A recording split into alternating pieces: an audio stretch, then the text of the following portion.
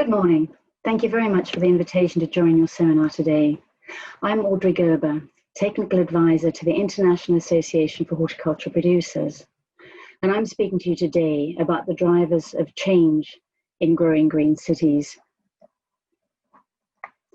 I will start with a brief introduction about AIPH and what we do. Then I will introduce some elements and drivers of change, followed by a few case studies that illustrate these concepts. I will conclude with some thoughts about success factors in achieving lasting change in growing green cities. Established in 1948, AIPH serves the international community of horticultural producers. We are the world's champion for the power of plants. These are our core programs. We have a global mandate to approve and nurture international horticultural expos and trade events. AIPH has supported 50 international horticultural expos since 1960. The last one was in Beijing in 2019, covering a 530 hectare site, attracting participation of more than 100 countries and international organizations, and more than 9 million visitors over its 6-month duration. We anticipate 30 million visitors to our upcoming expos over the next 5 years. Our industry magazine, Horticultural International, is published bi-monthly, reaching readers in 142 countries. Our programs in sustainability, novelty protection, and plant health support industry organizations and their grower members in 9 regions across the world. The AIPH Green City program addresses the growing imperative to increase the quality and quantity of living green in urban environments. Through this Green City program, we lead global thinking on the successful integration of nature into the built environment. We promote the essential role of plants in creating vibrant urban areas. We aim to develop an international standard for green cities and serve as a focal point for green city best practice and a source of expertise. Through knowledge exchange, advocacy, and networking, we seek to inspire people, organizations, city councils, and government administrations. An important project that we have underway is the preparation of the AIPH 2020 Green City Guidelines. This is a relaunch of the 2011 publication and includes new case studies that demonstrate best practice in 4 landscape scales: citywide, neighborhoods, streets, and buildings. New to the 2020 guidelines are additional case studies that demonstrate greening in different city climates and typologies.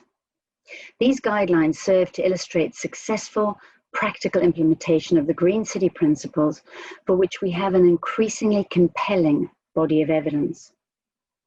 We also present the contribution that living green makes to the United Nations Sustainable Development Goals, and the relevance of horticulture to other disciplines involved in city form and function. These AIPH 2020 Green City Guidelines are due for launch as a digital resource early in 2021. Through broad and active distribution of the guidelines, we aspire to stimulate city change. There are 3 main types of change that relate to our initiatives and activities. Incremental change refers to small changes within a system. Transitional change brings about improvements in existing systems. Transformational change is a system-wide change, and it is widely accepted that cities need transformational change to be sustainable and resilient and provide healthy, livable spaces for residents. It is not enough to do what we currently do better. We need to completely rethink our strategies and undertake a fundamental shift in what we accept. If you consider the theory of transformational change, you will find that elements of transformational change often already exist in a system. and it is the drivers of change that bring them into view. What we're searching for are novel and adaptive approaches in governance and practice at the local, regional, and global scales. Looking a little bit deeper into transformational change, we find that it can mean different things to different people or groups. It's not always clear whose interests the change serves and what the consequences might be. So transformational change requires a transdisciplinary approach, recognizing that each has different ways of seeing and defining the challenge and different responses to the solutions. A scientific approach considers and provides evidence that supports a proposed solution. The structural perspective defines policy and funding mechanisms. The social aspect reveals how decision-making is received and integrated. Crisis is often the trigger for transformational change when it becomes impossible to function effectively under the current system. There are many dimensions of change, and understanding these brings an awareness of the drivers of change. Questions to consider are: on what level or dimension do we wish to initiate change? What influence do we have to facilitate change? What relationships and alliances do we need to develop to effect change? What social and cultural factors must we consider that will be impacted by the change? What activities and initiatives are possible for each dimension of change? And how can we integrate change between these different dimensions? Case studies are very useful in identifying a range of approaches to consider. The 606 in Chicago developed from a collective need for open space in a neighborhood that had one of the highest number of children per acre in the city, and with most living in multi-family dwellings with no access to private garden space. The former elevated railroad, the Bloomingdale line, was transformed into a 2.7-mile-long linear park and multi-purpose rail trail, which now receives more than 1.2 million visitors each year.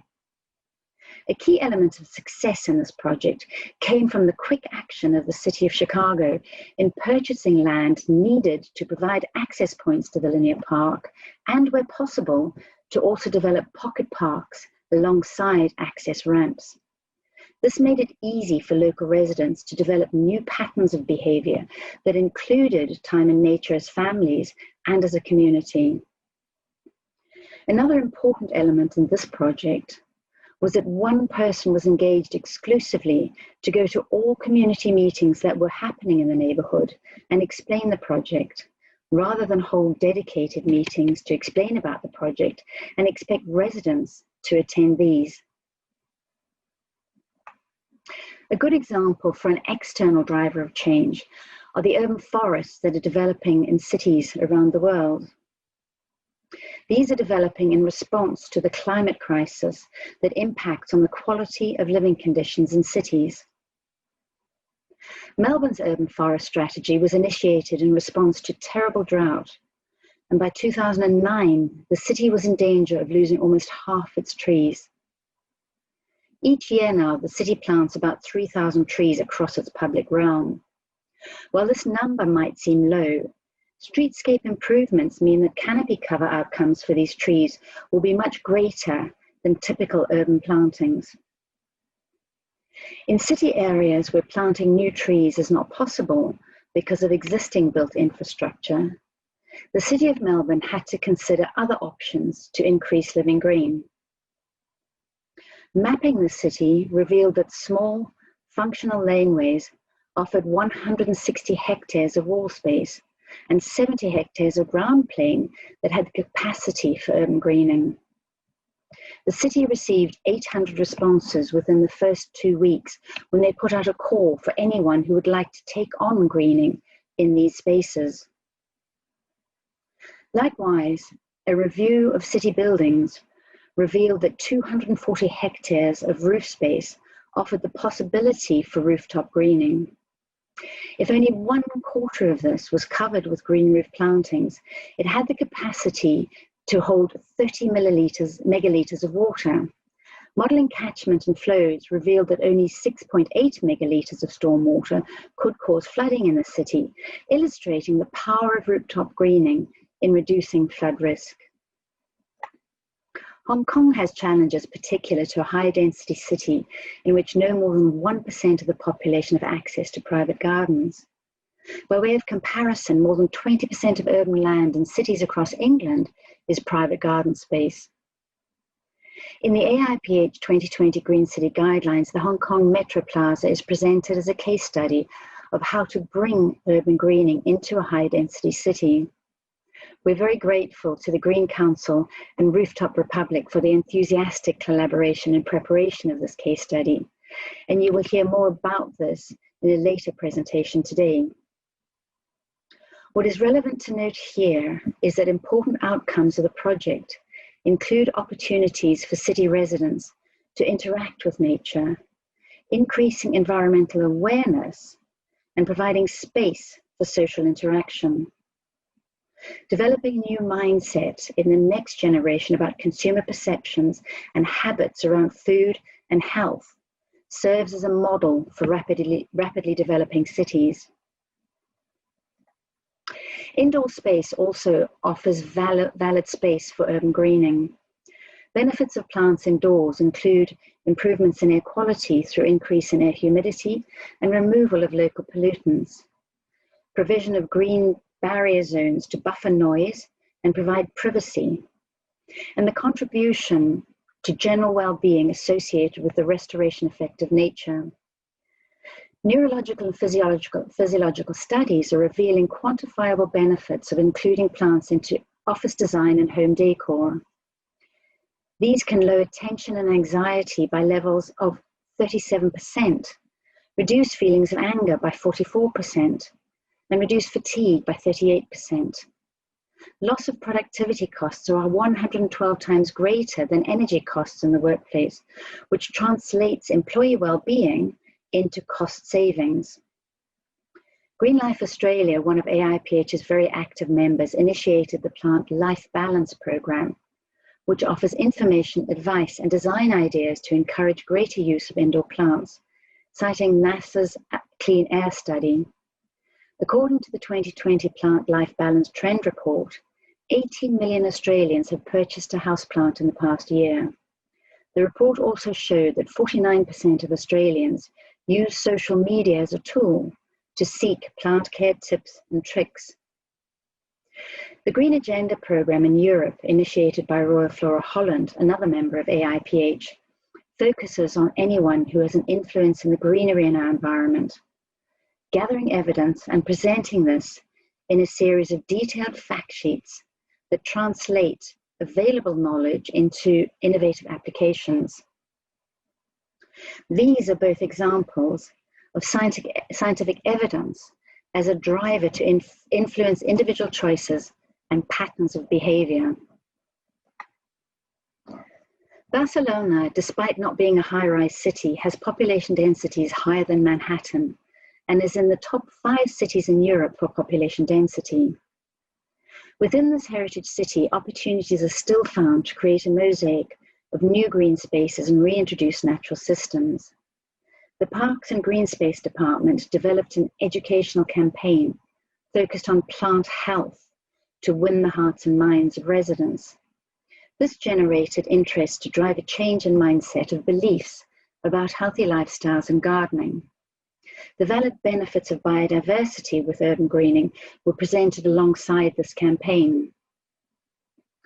Part of Barcelona's greening strategy focused on existing trees and increasing planting and diversity of new trees. In the densest areas, a different approach was taken based on a review of how public space was used.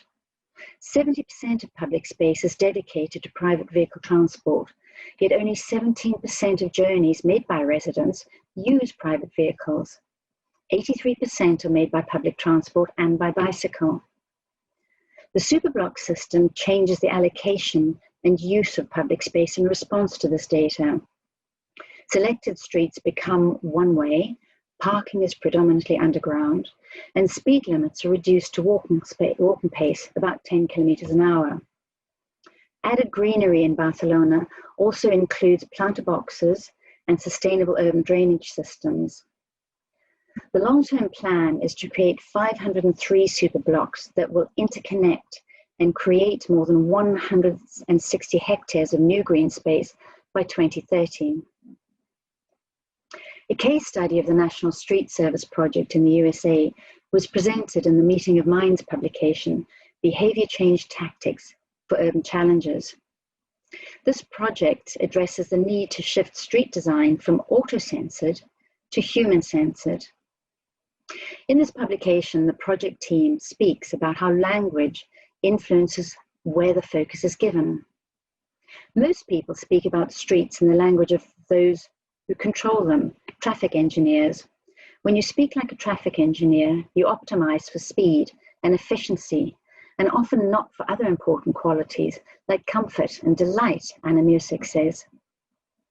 You should measure what you care about, and you end up managing what you measure. If you measure traffic, you will end up managing traffic. If you measure things that you care about, like public life and quality of experience, you will be able to manage these outcomes on streets. This Meeting of Minds publication on behavior change concluded with 5 top considerations for successful behavior change in urban settings. The person bearing the message is highly influential on how the message is received. The timing of delivery and receipt of the proposed change is very powerful. Creating opportunities to connect meaningfully is a key element in influencing individuals and networks. Anticipating and eliminating barriers can make change seem easy. And developing new patterns of behavior that become the default system encourages acceptance of change. To finish, I'd just like to add that more detail on the case studies is presented in the AIPH 2020 Green City Guidelines due for launch early in 2021.